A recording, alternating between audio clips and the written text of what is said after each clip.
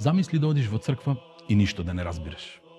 Да сакаш да се помолиш, а твојот јазик да не е прифатен. Токму тоа го променија светите рамноапостолни Кирил и Методи, чиј спомен денес го празнуваме. Двајцата монаси кои им дадоа глас на цели народи, не со војска и оружје, туку преку евангелска мисија и превод на Словото Божјо. Во време кога многумина сметале дека само неколку јазици се достојни за богослужба, светите Кирил и Методи тргнале меѓу словенските народи и го превеле евангелието на разбирлив јазик. Зашто Божјото Слово не е дадено како привилегија на неколку народи и култури. Евангелието Христово е за сите, за спасение на целото човештво. И од тука светите браќа не создадоа само букви и не преведоа само книги. Тие отворија врата преку која милиони луѓе за прв пат ја слушнаа Христовата спасителна порака на својот мајчин јазик. За луѓето да разберат и да се преобразат. Од пасивни слушатели да станат активни учесници во спасението.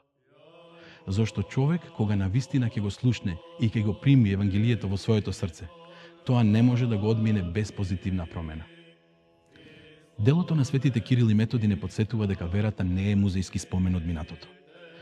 Таа не е само некаква човечка традиција која механички се пренесува од поколение на поколение.